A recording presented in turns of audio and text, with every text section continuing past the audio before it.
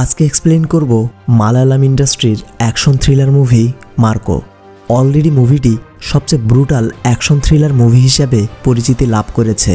চলুন শুরু করি মার্কোর গল্প। মুভির শুরুতেই আমরা তারেক নামের এক লোককে দেখতে পাই। তারেকের বাসায় পুলিশ অফিসার সাত্তাম এসেছে, কারণ তারেকের ছোট ভাই ওয়াসিমকে কেউ মেরে ফেলেছে। সাত্তাম তারেককে জিজ্ঞেস করে, আপনি কি কাউকে সন্দেহ করছেন? তারেক বলে, আমাদের বিজনেসে অনেক শত্রু আছে, কিন্তু আমি শিওরলি বলতে পারছি না কে আমার ভাইকে মেরে ফেলেছে। তারেক আর ওয়াসিম অনেক বড় বিজনেসম্যান। সাত্তাম কোনো ইনফরমেশন না পেয়ে সেখান থেকে চলে যায়। পরদিন তারেকের বাসায় রাসেল আসে। রাসেল তারেক ও ওয়াসিমের সাথে বিজনেস করে। একটু পর ওয়াসিমের বন্ধু ভিক্টর সেখানে আসে। সে ছোটবেলা থেকেই অন্ধ। ওয়াসিম যখন মারা গিয়েছিল ভিক্টর সেখানেই ছিল। ভিক্টর খুনির পারফিউমের গন্ধ ও তার গাড়ি মনে রেখেছিল। ভিক্টর রাসেলের শরীর থেকে ওয়াসিমের খুনির গন্ধ পাচ্ছিল। ভিক্টর বুঝতে পারে ওয়াসিমের খুনি এখানেই আছে। সে বাইরে গিয়ে রাসেলের গাড়িতে হাত দিয়ে বিষয়টি আরও শিওর হয়। ভিক্টর তার গার্লফ্রেন্ড ঈশাকে ফোন করে বিষয়টি জানাতে চায়। রাসেল বিষয়টি খেয়াল করেছিল। সে ভিক্টরকে তাদের কেমিক্যাল ইন্ডাস্ট্রিতে আনে। রাসেল ভিক্টরকে বলে, তুই অন্ধ ভেবে আমি তোকে ছেড়ে দিয়েছিলাম, কিন্তু তুই ঠিকই আমাকে চিনে ফেলেছিস, এজন্য তোকে আর জীবিত রাখা ঠিক হবে না। এটা বলে রাসেল ভিক্টরকে অ্যাসিডের মাঝে ফেলে দেয়। কয়েক মিনিটের মধ্যে ভিক্টর মারা যায়। রাসেলের হাতেও অ্যাসিড এসে পড়ে। এতে রাসেলের হাত একটু জ্বলে যায়। এরপর আমরা রাসেলের বাবা টনিকে দেখতে পাই। টনি অনেক বড় গ্যাংস্টার। টনির কথা কেউ না শুনলে টনি তাকে একবারে নিশ্চিহ্ন করে ফেলে। রাসেল বাসায় এসে টনিকে বলে সে ভিক্টরকে মেরে ফেলেছে। এটা শুনে টনি অনেক ভয় পায়, কারণ ভিক্টরের ভাই টনির চেয়েও অনেক বড় গ্যাংস্টার। টনি রাসেলকে বলে, তোমরা দ্রুত ভিক্টরের লাশ কোথাও ফেলে আসো, যাতে তার লাশ কেউ না পায়। যদি ভিক্টরের বড় ভাই তার লাশ পায় তাহলে তোমাদের মেরেই ফেলবে। টনির কথা শুনে রাসেল ও তার বন্ধু দেবরাজ লাশটিকে নদীতে ফেলে দেয়। কয়েকদিন পর লাশটি নদীর কিনারায় আসে আর পুলিশ লাশটিকে পেয়ে যায়। সাত্তাম ঈশাকে ডাকে আর ভিক্টরের ব্যাপারে জানতে চায়। ঈশা বলে, ভিক্টর আমাকে অনেক ভালোবাসতো। আমরা সারা জীবন একসাথে থাকার প্ল্যান করেছিলাম। ভিক্টর ছোটবেলা থেকেই অন্ধ, কিন্তু সে পারফিউমের ঘ্রাণ খুব ভালো বুঝত। ভিক্টরের পোস্টমর্টেম থেকে জানা যায় ভিক্টরকে অ্যাসিডে ডুবিয়ে মারা হয়েছে। কমিশনার সাত্তামকে বলে, আমার মনে হয় ওয়াসিম ও ভিক্টরের মার্ডার কানেক্টেড, কিন্তু যে ভিক্টরকে মেরে ফেলেছে সে বাঁচতে পারবে না, কারণ ভিক্টরের দুই ভাই জর্জ ও মার্কো এর প্রতিশোধ নিয়েই ছাড়বে। জর্জ ভিক্টরের নিজের ভাই, আর মার্কোকে জর্জের বাবা অ্যাডাপ্ট করেছিল। তবে মার্কো সাধারণ কোনো মানুষ নয়, সে খুবই ডেঞ্জারাস। এরপর আমরা জর্জকে দেখতে পাই। ভাইয়ের মৃত্যুতে সে একদম ভেঙে পড়েছে। ভিক্টর ছোটবেলা থেকেই অন্ধ, তাই জর্জ সবসময় তার দেখাশোনা করত। অন্যদিকে ভিক্টরের মৃত্যুর ব্যাপারটি বোন ন্যান্সিও কোনোভাবে মেনে নিতে পারছে না। জর্জ তার লোকজনদের বলে, মার্কো একটা কাজে বাইরে গিয়েছে, তোমরা কেউ ভিক্টরের মৃত্যুর ব্যাপারে তাকে কিছুই বলবে না, কারণ জর্জ জানে ভিক্টরের মৃত্যুর খবর শুনলে মার্কো ঠিক থাকতে পারবে না। জর্জ চায় না মার্কো খুন খারাপি করুক। এদিকে বাড়ির বাচ্চাগুলো একে অপরকে বলছে, যখন আমাদের পরিবারের কেউ বিপদে পড়েছে তখন মার্কো আঙ্কেল আমাদের সাহায্য করেছে। কেউ বলে মার্কো আঙ্কেল সুপার হিরো, আবার কেউ বলে মার্কো আঙ্কেল ডেভিল। সিন পাস্টে যায়। একদিন জনি জর্জকে ফোন করে বলে, আমার কিছু টাকার দরকার ছিল, তাই তোমার ভাইকে কিডন্যাপ করেছি। দ্রুত 4 কেজি সোনা নিয়ে চলে আসো, না হলে তোমার ভাইকে মেরে ফেলবো। জনির হুমকি শুনে জর্জ অনেক ভয় পায় আর বাসায় ভিক্টরকে খুঁজতে শুরু করে। জর্জ ভিক্টরকে দেখতে পায়। ভিক্টরকে দেখে জর্জ একটু রিল্যাক্স হয়। সে বুঝতে পারে জনি ভুল করে ভিক্টরের বদলে মার্কোকে কিডন্যাপ করেছে, আর মার্কো জনিকে শেষ করে ফেলবে। এদিকে মার্কো জনির লোকজনদের একদম নিশ্চিহ্ন করে ফেলে। এই মুভির ফাইটিং সিন এতটাই ব্রুটাল যা কল্পনা করতে পারবেন না। এক পর্যায়ে মার্কো জনিকেও নির্মমভাবে মেরে ফেলে।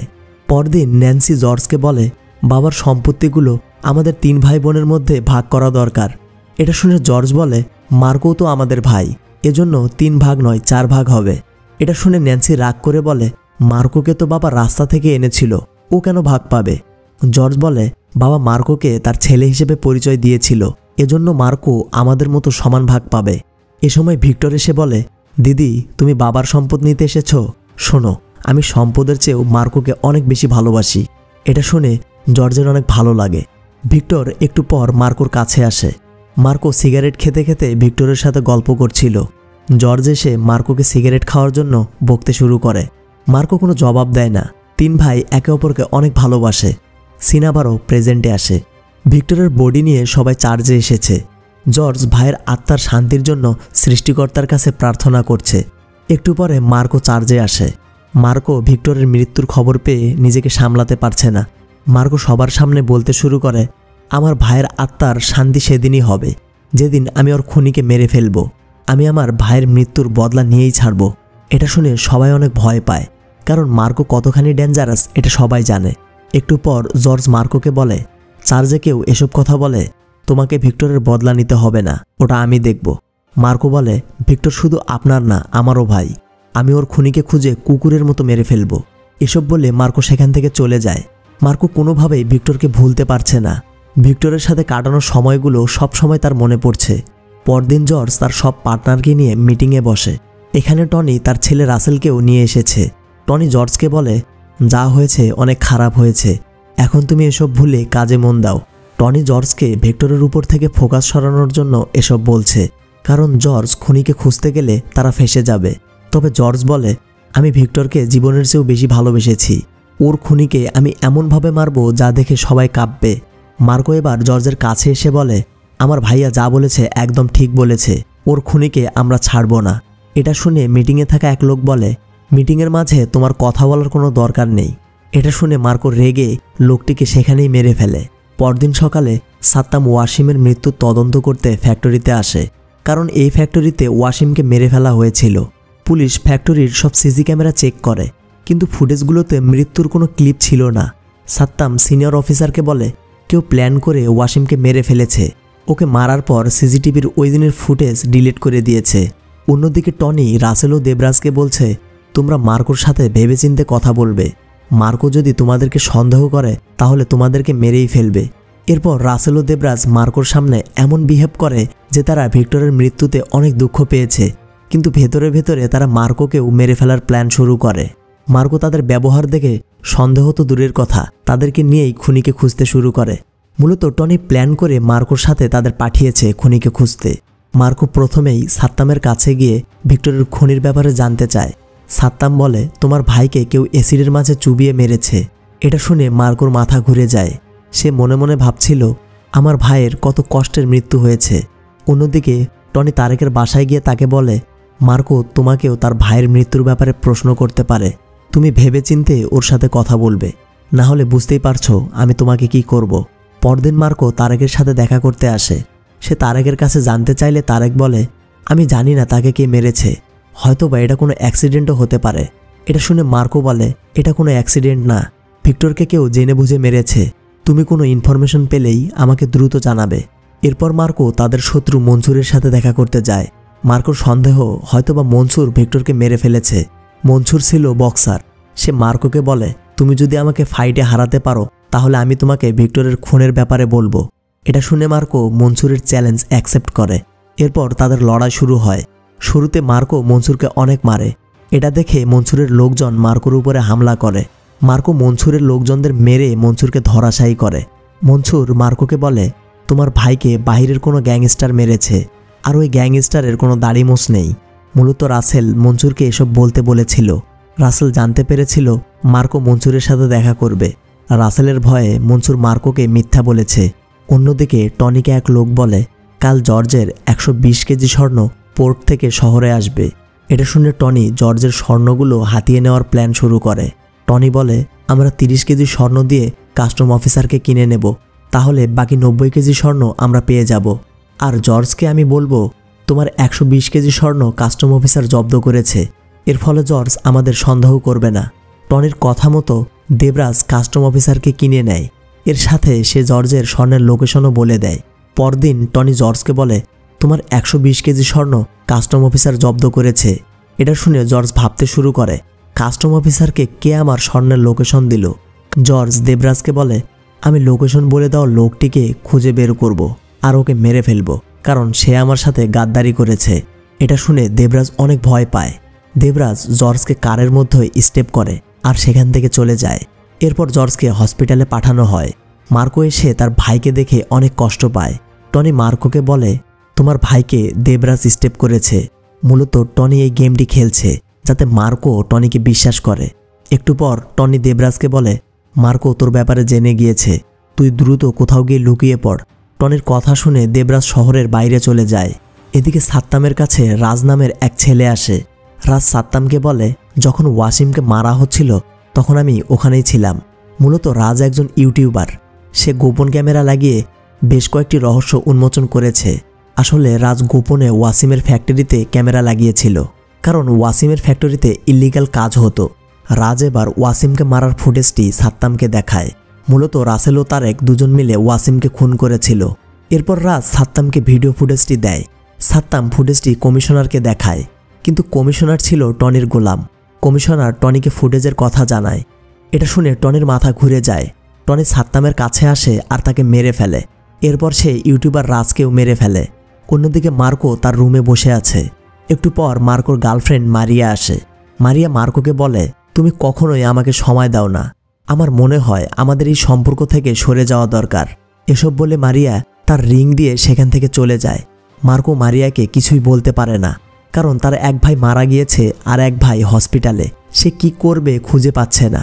অন্যদিকে হসপিটালে জর্জের এক লোক এসে ওয়াসিমকে মারার ভিডিও ফুটেজটি দেখায়। যে লোকটি ফুটেজটি জর্জকে দেখালো তাকে এই ফুটেজটি সাত্তাম দিয়েছিল, কারণ সাত্তাম কমিশনারকে সন্দেহ করত। জর্জ এসব দেখে বুঝতে পারে রাসেল ওয়াসিম ও ভিক্টরকে মেরে ফেলেছে। জর্জ রাসেলের হাতেও অ্যাসিডের ক্ষত দেখেছিল। এরপর জর্জ মার্কোকে ফোন করে। এদিকে মার্কো রাসেলের সাথে কোথাও যাচ্ছিল। মার্কো ফোন ধরে। জর্জ মার্কোকে সব কিছুই বলে। মার্কো রাসেলের দিকে তাকাতেই রাসেলের লোকজন মার্কোকে অ্যাটাক করে। রাসেল মার্কোকে বলে, তোর ভাইকে আমি মেরে ফেলেছি। এরপর সে ভিক্টরের অ্যাসিডে ফেলা ভিডিওটি মার্কোকে দেখায়। তারা মার্কোকে একটি জঙ্গলের ভেতরে আনে। রাসেল মার্কোর সামনেই তার ম্যানেজার আনোয়ারের হাত কেটে ফেলে।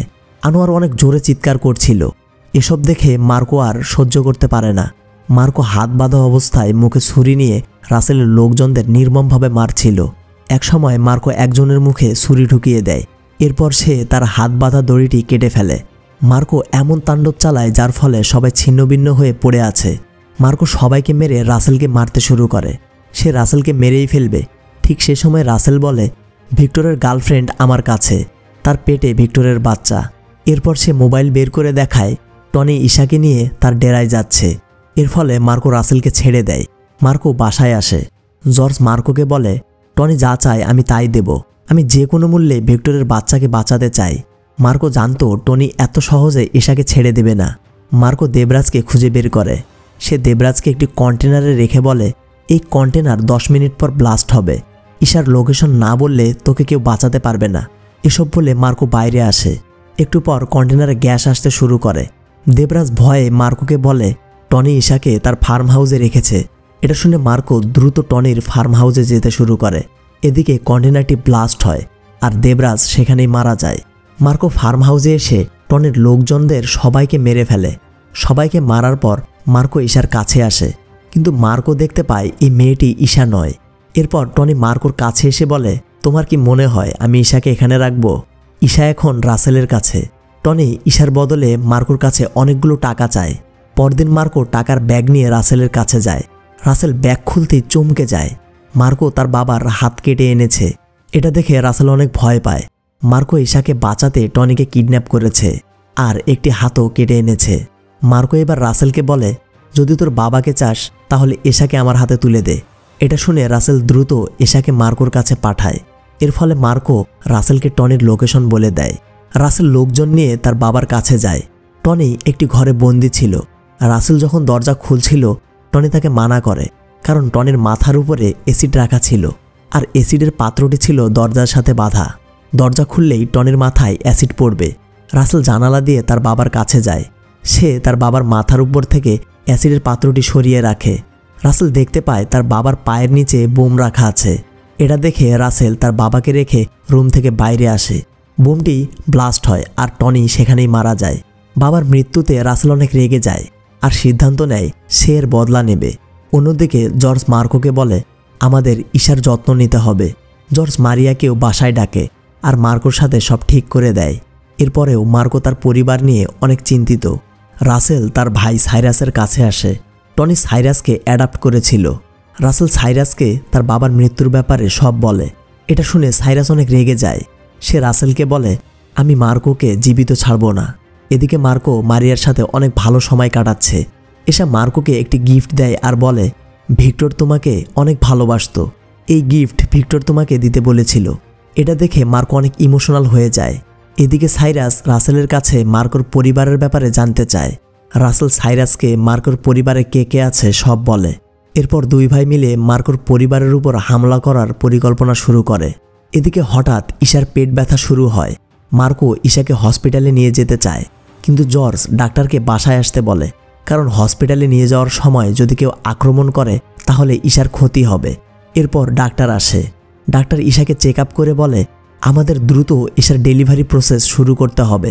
বাসায় ঈশার অপারেশন শুরু হয়। হঠাৎ বাড়ির ইলেকট্রিসিটি চলে যায়। জর্জ মার্কোকে বলে, তুমি সবাইকে নিয়ে উপরে থাকো, বাকিটা আমি দেখছি। জর্জ বাইরে রাসেলের লোকজনদের দেখতে পায়। সে সবাইকে গুলি করতে শুরু করে। তবে জর্জ ও সাইরাস একদম ঘরে ঢুকে পড়ে। সাইরাস জর্জকে মেরে ঘায়েল করে ফেলে। এরপর মার্কো সবার সাথে লড়াই শুরু করে, কিন্তু সাইরাস এসে মার্কোকেও ঘায়েল করে। অন্যদিকে রাসেল বাড়ির মহিলা থেকে শুরু করে বাচ্চাদের সবাইকে মেরে ফেলছে। সাইরাস ঈশার রুমে যায়। সে ঈশাকে মেরে তার বাচ্চাটি নিয়ে যায়। বাইরে এসে সাইরাস মার্কোকে বলে, আমি ইচ্ছা করলে তোকেও মারতে পারি, তুই দেখ পরিবারের সবাই মারা গেলে কেমন লাগে। আমিও বাবার জন্য এমন কষ্ট পেয়েছি। এরপর সাইরাস ঈশার বাচ্চাকে নিয়ে সেখান থেকে চলে যায়। মার্কো পরিবারের সবার লাশ দেখে অনেক কান্না করে, কিন্তু সে মনে মনে পরিবারের বদলা নেওয়ার জন্য প্রস্তুত। এরপর মার্কো স্যুটবুট পরে রেডি হয় আর সাইরাসের কাছে যায়। মার্কো সবাইকে এমনভাবে মারতে শুরু করে মনে হয় যেন তার উপরে ডেভিল ভর করেছে। আর এই ফাইটিং সিন এতটাই ব্রুটাল যা বলার ভাষা নেই। মেরে ফেলার দৃশ্যগুলো এতটাই রিয়ালিস্টিক যা দেখে মনে হবে সত্যি সত্যি মেরে ফেলছে। এরপর মার্কো সাইরাস আর রাসেলের সাথে ফাইট শুরু করে। এক পর্যায়ে মার্কো রাসেলকেও মেরে তার শরীর থেকে হার্ট বের করে ফেলে। এটা দেখে সাইরাস অনেক ভয় পায়। সাইরাস বাচ্চাটিকে অ্যাসিডে ফেলতে চায়। মার্কো বিষয়টি বুঝতে পেরে সাইরাসের কাছে গিয়ে তার গলা কেটে ফেলে। এর সাথে সাথেই মার্কোর বদলা পুরো হয়ে যায়। পুরো পরিবার হারালেও এই বাচ্চাটি তার একমাত্র সম্বল। মার্কোর সব সময় তার পরিবারের কথা মনে হয়, তবে বাচ্চাটি ছাড়া মার্কোর আর কেউ নেই। মার্কো বাচ্চাটিকে লালন পালন করতে শুরু করে। আর এখানেই মুভিটি শেষ হয়। সত্যি বলতে এই মুভির অ্যাকশন সিনগুলো এতটাই ব্রুটাল আর রিয়ালিস্টিক, তা না দেখলে আপনি কল্পনাও করতে পারবেন না। যারা অ্যাকশন মুভি লাভার তারা অবশ্যই মুভিটি দেখবেন। তো মুভিটি কেমন লাগলো অবশ্যই কমেন্টে জানাবেন। সবাই ভালো থাকবেন, সুস্থ থাকবেন। আল্লাহ হাফেজ।